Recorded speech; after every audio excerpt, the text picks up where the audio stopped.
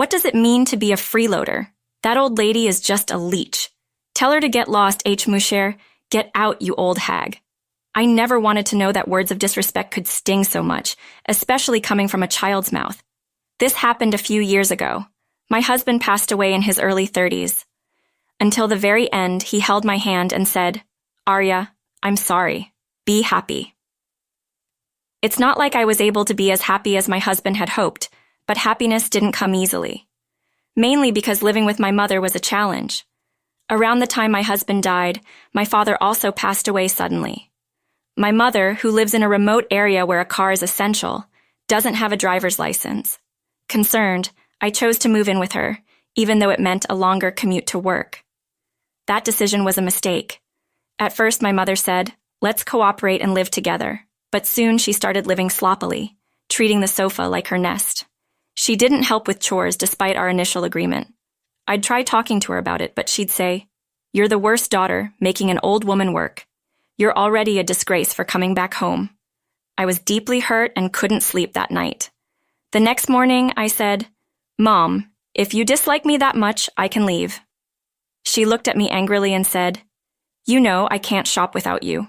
Are you threatening me?" "No, I just didn't want to make you uncomfortable." "Then just do the housework and be a useful daughter," she grumbled as she ate the breakfast I made. I honestly didn't know what she wanted. My spirit was gradually worn down by her constant complaints. My physical health was deteriorating due to the long commute and handling all the household chores. I had reached my limit. With the long commute and taking on all the household chores, when I got home from work, I did all the housework that my mother didn't do and then collapsed into bed. In a life where I was unable to do anything I liked, my mother complained about me almost every day. Just when I thought that days like this would continue forever, one day a major incident occurred. My brother's family showed up at our home. "What brings you here all of a sudden?" I asked.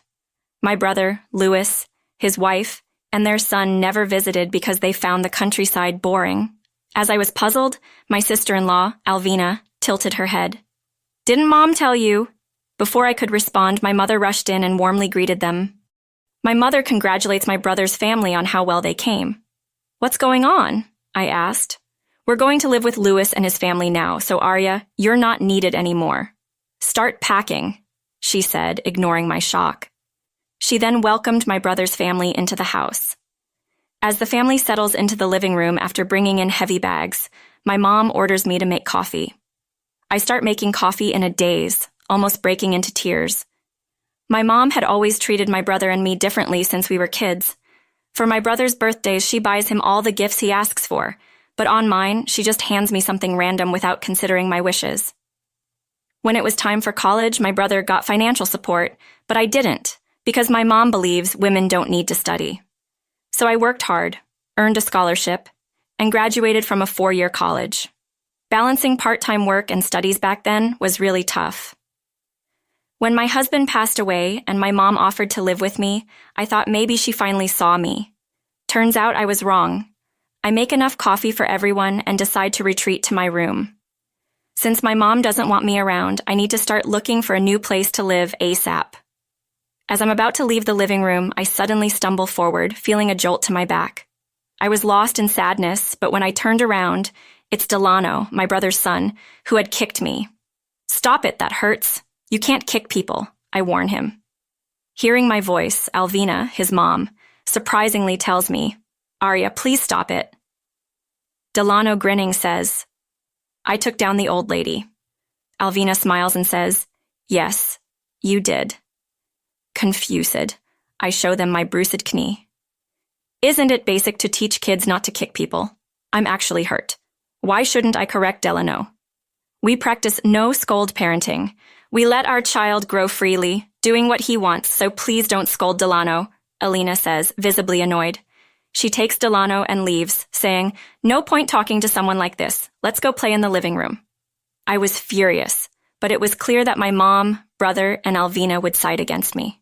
Picking a fight I can't win won't help, so I head to the kitchen to calm down. When I'm about to break, I turn to sweets for comfort. I thought I had some cream puffs in the kitchen, but as I get there, my brother is already opening the fridge, exclaiming, "Oh, cream puffs! Delano, you want a cream puff? He calls out to the living room. Shin Delano comes running to take one. I snap at my brother. Hey, that cream puff was mine. Why are you giving away stuff from someone else's house to your kid? Oh, that was yours? Well, the cream puff is happier being eaten by a cute kid. Getting mad at a child, you're losing it. I'm not mad at Delano. I'm mad at you for giving away my cream puff, I say. My mom and Alvina must have heard me raising my voice and my brother. They both come into the kitchen. Arya, enough is enough. Stop picking fights with your brother. Don't you have better things to do? When are you planning to leave? My mom says. Leave? You just told me to leave today. I have nowhere to go. I reply. Oh, poor thing. How about we let Arya stay until she finds a new place? Mother-in-law Alvina suggests, feigning pity. My mom reluctantly agrees, saying, Alvina, you're so kind. I'm frustrated, but no arguing won't help. Still, I can't help but voice my discontent. What do you mean, support me? I pay for half the living expenses in this house. Why am I being treated like this? You're still being supported by your parents, right? Isn't the money coming from Dad's inheritance? The truth is, I pay for the household expenses from my own salary. But my brother and his wife assume I'm living off my late father and mother, so there's no point in arguing. Delano, having finished his cream puff, appears and asks, What does support me mean? My brother points at me with a smug smile. It means that lady over there. She's a loser who needs to be supported. Tell her to leave, huh, freeloader? Get out, old lady. I never knew how much it could hurt to be insulted by a child. My sadness turns into boiling rage. I start to feel that I can't forgive my mother, brother, and his family. Fine, I'll leave as soon as I find a new place, but I'm taking everything I brought with me. That's okay, right, big brother? Sure, go ahead, he says, mocking me. My anger peaks. I vow never to forgive them. I make plans and decide to move out as soon as possible. On moving day, I gift my mom and my brother's family a vacation as a final act of filial piety. They happily go on the trip, but they're in for a surprise when they return. I complete the move, imagining their shocked faces. I leave a notebook in the living room and head to my new home, full of spirit. The next night, I get a frantic call from Alvina. Arya, what's going on? The house is empty. I bet they're panicking. Everything from the fridge to the washing machine is gone. I had warned my brother that I'd take everything I bought. I simply followed through. When I moved in, everything was old, so I replaced it all. My mom knew this. I hear Alvina screaming at my mom, Why didn't you stop Arya? My mom's pathetic response comes through. I never thought you'd actually do it. I can hear Delano crying in the background. They're in more chaos than I imagined. Arya says she bought everything herself, but there's no proof. Didn't she buy it all with Dad's inheritance? My father left no inheritance. You and my brother left right after the funeral, so you probably didn't know. There's no way you could afford to send us that much money just from your pension, Alvina argues. That money was from me, I clarify. Alvina sounds dumbfounded. I paid it. Check the notebook in the living room. The notebook contains all the receipts for everything I bought for the household. Alvina sees it and stammers. What does this mean? I explain. I have more money than you and my brother think. I never got help with college tuition and felt frustrated because of it. But I used that frustration as fuel, working hard during job hunting and landed a job at a top-tier company. Being used to hard work, I excelled at my job and am the only woman among my peers on a fast track to promotion. My mom and brother never showed interest in where I work, so I never bothered telling them. When Alvina relayed this over the phone, both my mom and brother seemed shaken, but I felt no obligation to continue the conversation. So, feel free to your life without the burden of supporting me, I said, and hung up. That night, I slept well in a quiet home for the first time in a while. It was a truly peaceful night, free from being kicked or hit by my nephew, and without anyone telling me to leave. A few days of peace followed. Then, my mom and brother's family somehow found out where I lived and showed up.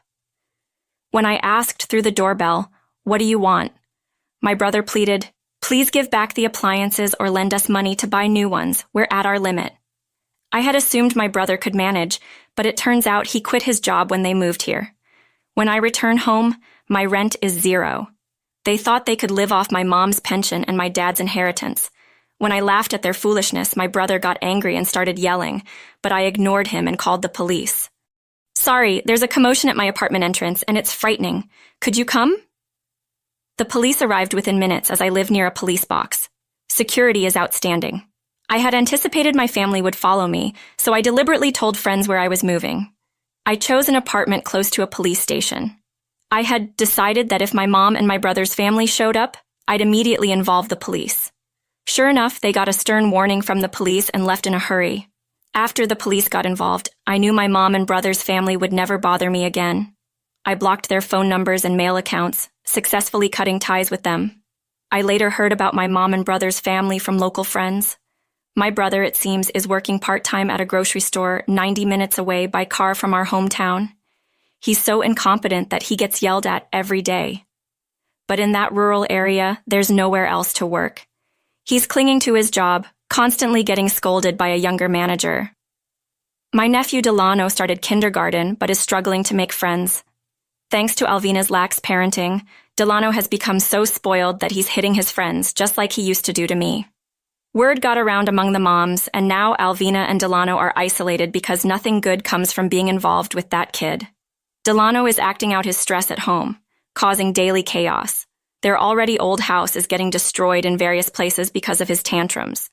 Furthermore, Delano seems to have developed a mistrust of people. He can't even step out of the house and has stopped going to kindergarten. Alvina keeps saying, "How did it come to this?" and spends her days crying. As for me, I'm still enjoying living alone. The desire for my mother's approval disappeared when I cut ties, and now I'm relishing the freedom I finally gained. Living a comfortable life while working. Living alone can be lonely at times, but so far, I haven't met anyone I like more than my late husband. I hope that someday I'll meet someone I can love as much as him, and when that time comes, I'll start a new chapter.